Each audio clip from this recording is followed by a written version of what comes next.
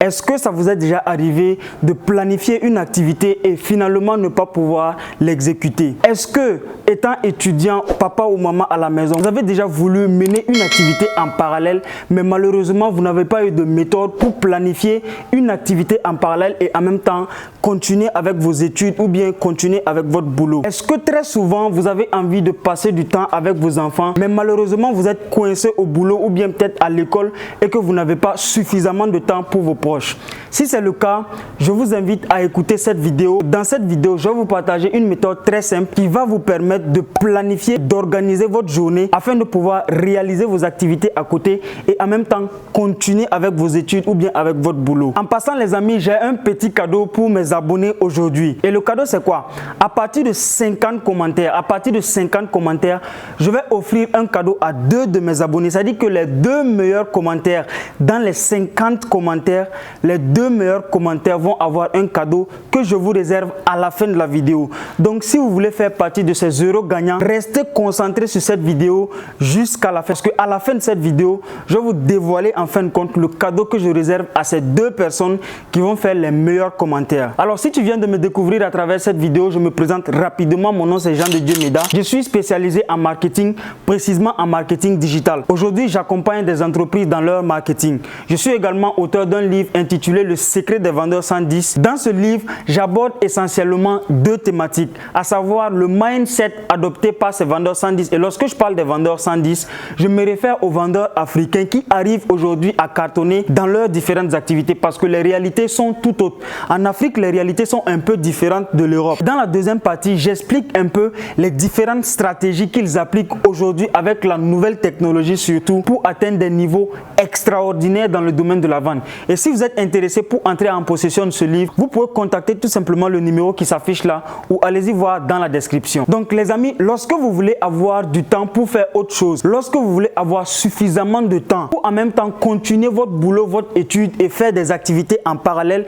vous devez apprendre à planifier votre journée. Et lorsque je parle de planification de journée, parce qu'il y a beaucoup de personnes qui ne comprennent pas c'est quoi la planification de la journée. Ça se fait la nuit avant de vous coucher ou bien très tôt le matin lorsque vous vous réveillez. Vous devez comprendre que vous avez essentiellement 3 départements à planifier en dehors de vos activités personnelles. Et ces 3 départements, c'est quoi? C'est d'abord la santé. Le remède naturel aujourd'hui qui existe pour prendre soin de votre santé, c'est de faire le sport. Là, je ne suis pas en train de vous dire de vous lever et aller dans une salle de gym pour aller faire des séances de muscles. Vous pouvez par exemple vous lever très tôt le matin et commencer à faire une marche un peu rapide, peut-être dans la forêt. Pourquoi? Parce que le sport, ça vous permet de maintenir la santé. Vous savez très bien que si vous n'avez pas de santé, vous ne pouvez absolument rien faire. Le premier département que vous devez planifier dans la journée, c'est la santé. Et moi particulièrement, ce que je fais le sport. Tu n'as pas besoin d'aller dans une salle de gym pour aller soulever des poids. Non, tu peux sortir courir. Le soir, lorsque tu rentres chez toi à la maison, tu cours. Le matin, tu peux courir. Ou bien peut-être tu peux sortir, marcher tout simplement dans la forêt. Le deuxième département que tu dois songer, planifier si tu veux être productif dans la journée, dans la semaine, dans le mois, ce sont tes relations. Alors lorsque tu désires planifier ta journée, tu dois comprendre que les tâches, d'abord tu dois les lister sur une feuille blanche. Et une fois maintenant que tu listes les tâches, tu dois définir un temps précis pour chaque tâche. Auparavant, je te disais de faire le sport. C'est-à-dire que lorsque tu te lèves le matin, tu peux te dire par exemple que je vais consacrer 1 heure pour faire le sport. 30 minutes pour passer peut-être du temps avec ma famille, avec mes enfants, avec mes amis, etc. Mais lorsque tu passes ces 30 minutes avec ta famille, il faut vraiment que ce soit un temps que tu consacres à ta famille. C'est-à-dire que tu vas couper sur toutes les distractions. Tu te concentres à 110% sur ta famille. Dans la journée, même si tu ne passes pas le reste de la journée avec eux, il n'y aura pas du tout de problème parce que tu as pris 30 minutes de ton temps pour te concentrer sur eux. Malheureusement, beaucoup de personnes, lorsqu'ils se lèvent, ils ne prêtent pas trop attention à leur famille. C'est-à-dire qu'ils se lèvent, ils saluent et ils bougent. C'est ça qui fait en sorte que vous avez l'impression de ne pas consacrer du temps à votre famille. Mais si vous-même, c'est déjà écrit que je dois consacrer 30 minutes ou 1 heure concentré sur votre famille, ça peut peut-être être appeler maman ou papa. Concentrez-vous sur ces activités. C'est-à-dire que lorsque vous allez définir les tâches, vous allez définir un délai, un temps pour exécuter ces tâches et faites-le. Concentrez-vous à le faire. Si c'est le sport, concentrez-vous à faire votre sport. Si c'est les relations, consacrez du temps honnêtement à votre famille. Et le 3e département, ce sont les finances. Moi particulièrement, je suis un vendeur. J'aime le dire que je suis un vendeur.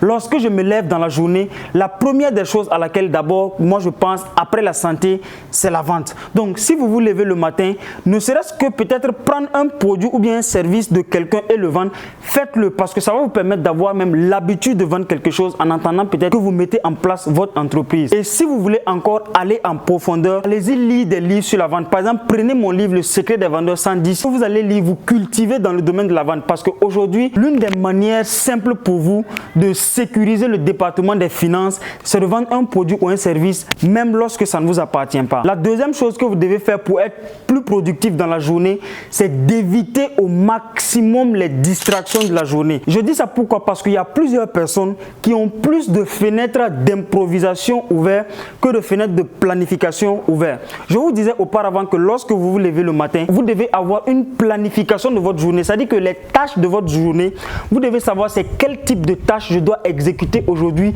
pour avancer dans la vie. Mais beaucoup de personnes, comme ils ne planifient pas leur journée, c'est-à-dire qu'il y a plus de fenêtres d'improvisation qui sont ouvertes. C'est ça qui fait en sorte que vous ne faites absolument rien.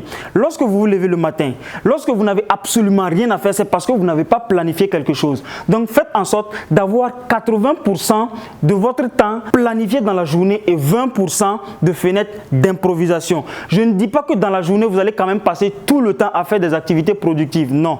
Mais en tout cas, ayez 80% de votre temps planifié et 20% improvisé. Vous pouvez peut-être prendre ces 20% pour faire les distractions. Ne faites pas plus de distractions que d'activités productives. Vous allez avoir l'impression que la journée passe vite, vous n'avez absolument rien fait alors que peut-être vous aviez l'ambition de faire quelque chose. Donc si vous voulez faire réellement quelque chose, ayez une fenêtre de planification beaucoup plus élevée qu'une fenêtre d'improvisation. La troisième chose que vous devez faire pour être beaucoup plus productif dans la journée, c'est de prioriser les tâches que vous avez planifiées. En fait, auparavant, je vous disais de planifier des tâches que vous allez faire lorsque vous vous levez le matin. Mais maintenant, lorsque vous vous levez, vous devez vraiment prioriser ces tâches. Pourquoi? Parce qu'il y a une loi, je ne sais pas si vous connaissez cette loi, ça s'appelle la loi des 80-20 de Pareto. Pareto dit qu'en réalité, il n'y a que 20% des actions que l'on pose dans la journée qui nous procurent 80% des résultats. Donc, lorsque vous vous levez le matin, vous devez vous focaliser sur ces 20% des tâches qui vont vous permettre d'avoir des résultats exponentiels à long terme.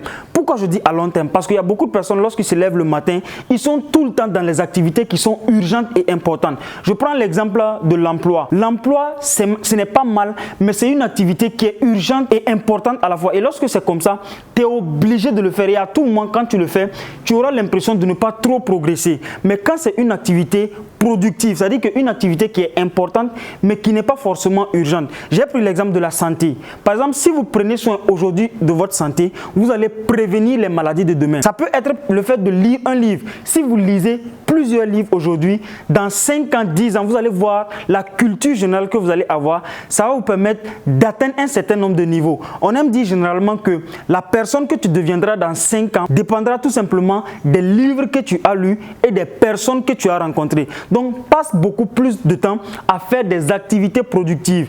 Parce que lorsque tu planifies des tâches, lorsque tu planifies des choses dans la journée, il ne faudrait pas que ce soit des tâches trop urgentes et trop importantes. Parce que sinon, au final, tu ne vas pas être productive. La productivité, c'est le fait tout simplement de faire un certain nombre de tâches aujourd'hui qui vont te permettre d'évoluer demain. Ça ne va pas forcément être aujourd'hui.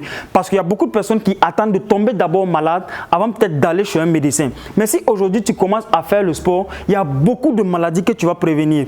Voilà pourquoi tu dois prendre le temps de planifier ces différentes tâches-là. C'est-à-dire de respecter la loi de Pareto qui dit que 80% de tes résultats sont obtenus grâce à 20% des tâches les plus importantes. Donc, focalise-toi sur ces tâches qui sont importantes, qui te permettent d'avoir des résultats dans ta vie. La quatrième et dernière étape, les amis, pour être beaucoup plus productif dans la journée, ça va peut-être vous étonner, mais c'est de faire souvent des pauses lorsque vous faites un travail. En fait, il y a beaucoup de personnes qui se lancent dans ce type d'activités, qui en tout cas font des activités importantes. C'est-à-dire, ils passent leur journée à lire des livres, à participer à des séminaires, à faire des choses qui sont réellement importantes. Ou ça peut même être des activités urgentes. Mais lorsque vous faites ces genres d'activités, à un certain moment, il vous faut des pauses. Pourquoi? Parce que vous savez, aujourd'hui, c'est l'énergie qui vous permet d'atteindre un certain niveau de productivité. Moi, aujourd'hui, j'ai pas de difficulté, j'ai pas de problème, par exemple, à faire des vidéos. Parce que je sais que après, par exemple, le tournage de cette vidéo,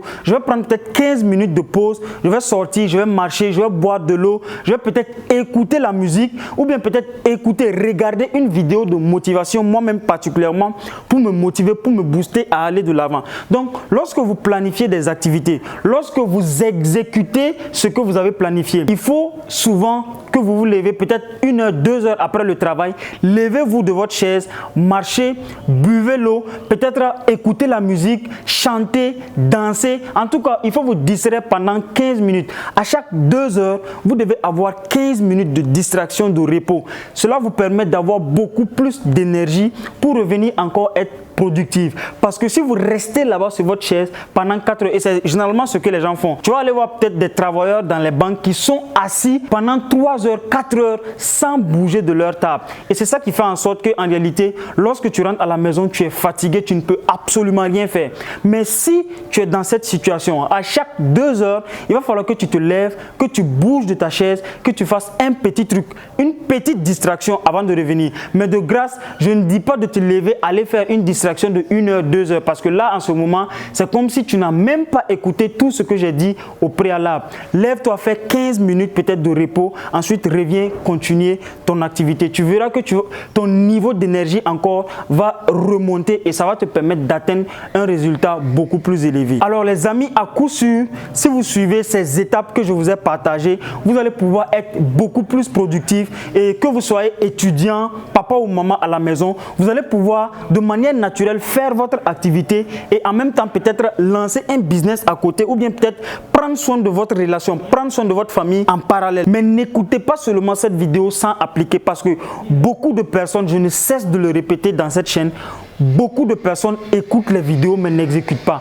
Ça ne sert absolument à rien. Moi, je vais te dire clairement, ça ne sert absolument à rien d'écouter à tout moment les vidéos et de ne pas les appliquer. Nous, lorsqu'on fait les vidéos, c'est dans le but de vous motiver à aller appliquer. Donc, si tu veux avoir des résultats différents dans ta vie, fais quelque chose de différent. Après cette vidéo, va appliquer les principes que tu as appris aujourd'hui. Alors, les amis, le cadeau, c'était quoi? Je vous avais dit qu'à la fin de cette vidéo, je réserve un cadeau aux 2 abonnés qui vont faire les meilleurs commentaires. Et ce cadeau, c'est quoi? J'ai un pack de formation en marketing digital que j'ai dénommé Digital x10. Donc, dans ce programme, je te partage plusieurs stratégies qui vont te permettre d'attirer des prospects qualifiés. Ensuite, les stratégies pour convertir les prospects en clients.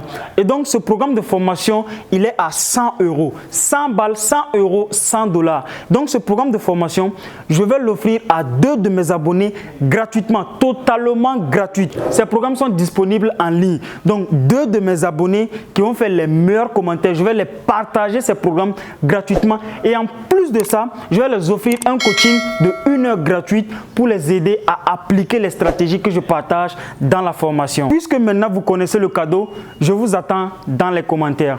Quant à moi, on se dit à très bientôt dans la prochaine vidéo.